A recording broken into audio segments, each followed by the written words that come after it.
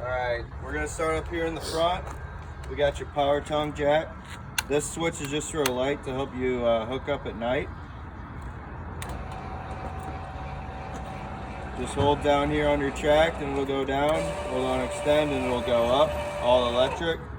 Up here, this pops off right here and you can actually crank it manually with the crank over here with the jacks. Now over to the propane tanks. Take this off. So right here, this is your regulator.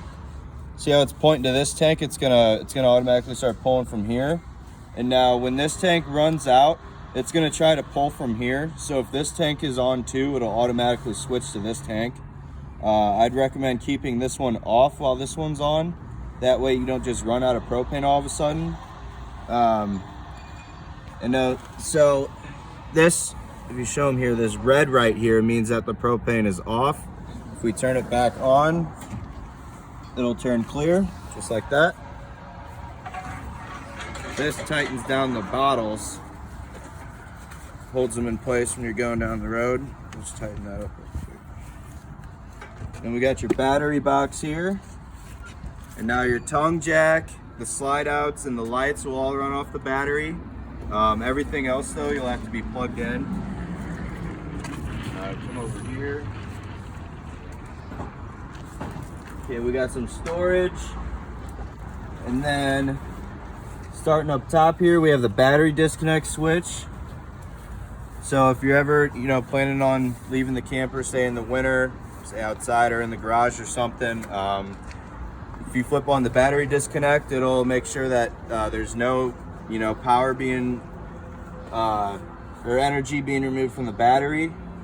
So it'll keep your battery nice and charged. And then we have your cable and satellite hookup right here.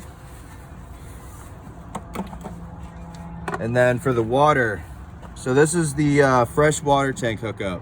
You'll just put the hose right in here, turn it on, and that'll fill the fresh tank. Down here you can see the drain for the fresh tank. And so that fresh tank is actually for water that'll be used for the pump. In case, campground doesn't provide a water hookup, you'll just fill this up with water first, and then the pump will pump that water from that fresh tank throughout the lines. If they do provide water, or if you're at home or something and you have access to a hose, you could plug that in right here, and that'll pressurize all the water too. And then this black side over here, this is just a black tank flush. So when you're dumping out the black tank, you'll want to plug the hose in here, turn it on, and that water will all of a sudden start spraying on the top and the sides of the walls and everything inside that black tank to help keep it clean, help flush it out a little bit better.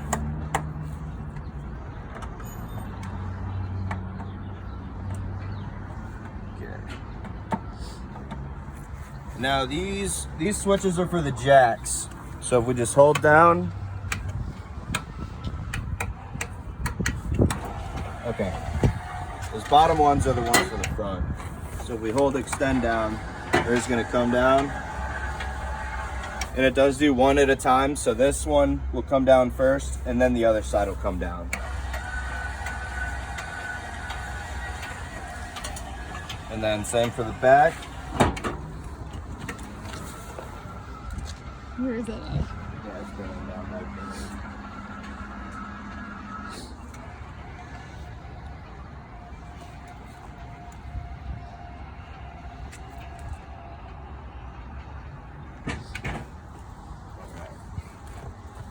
And that's about it for that compartment.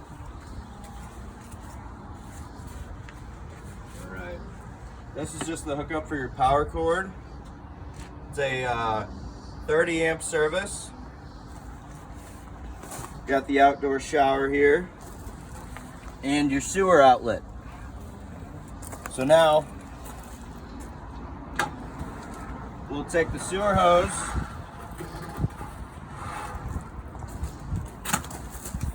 and you'll actually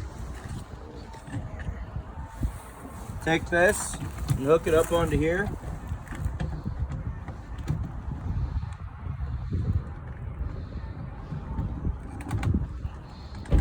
like that. Make sure it clicks.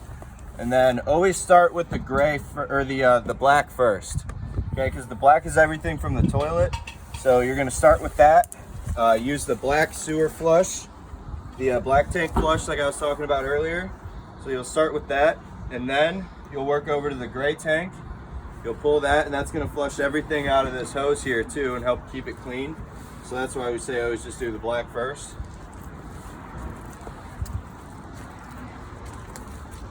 And if you saw, I took that sewer hose out of the bumper here.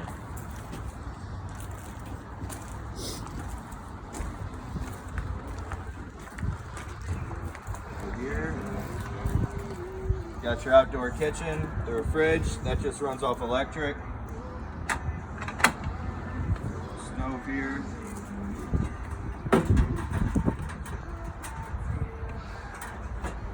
This just pops open like that. And now, to get gas to this stove, you'll look behind here. We have this hose. We'll take this gas hose, bring it under here, and there's a little connection right here. And so you'll push back on that, and then while you're pushing back, you'll shove it in, and it'll click. And now you'll see this little black handle here. When it's facing to the right, that means the propane is cut off right here. We can open it up by turning it to the left, and now you'll be able to get gas up to that stove. And just pop it back out, shove it back in. So this is just the back of the refrigerator. You shouldn't have to worry about this. This is exhaust for the furnace. So now this does get very hot, so keep that in mind in the winter time. If kids come around here, it does get hot.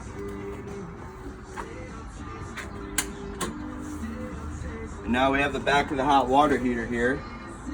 This is just a pressure relief valve. So when you're draining the hot water tank, you'll take this drain plug out, and it's a 1/15/16 of an inch. So you can pop that out, and then you'll pull this, and that'll help the pressure not build up so much in here to where the water will explode all over you when you're draining the tank. And now this is just a like a station for another TV mount. You can mount a TV right here. And then we have all the hookups. So we have the outlet right here, and then the cable outlets here too. Okay. Here. And then this is just a manual crank for the jacks, I believe. And then this will also be a manual crank for the top of that tongue jack. If it ever loses power, you'll stick that on top where I was showing you earlier, and then crank it up or down. We'll move over to the awning.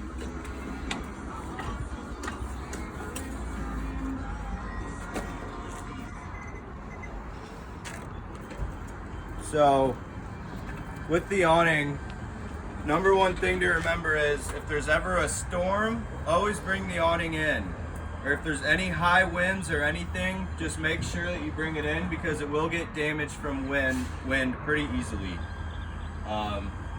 We like to say just, if you're not using the awning at all, then just bring it on in, because they are expensive to fix. Now, a lot of the times the AC will leak water onto the top of the awning, or if it is raining, water will collect up here. So you can actually pull this down and have it leaning to where water doesn't collect up here on your awning. Alright. For the steps, before you lift the steps up to put them in, always make sure the door is wide open, all the way open. Otherwise it can get caught on the door here. So we'll just take this, bring it up, twist to the left, and make sure that these little hooks back here lock over the door frame. Make sure it locks in like that. How to unlock it, we'll just bring it back to the left again, bring it down.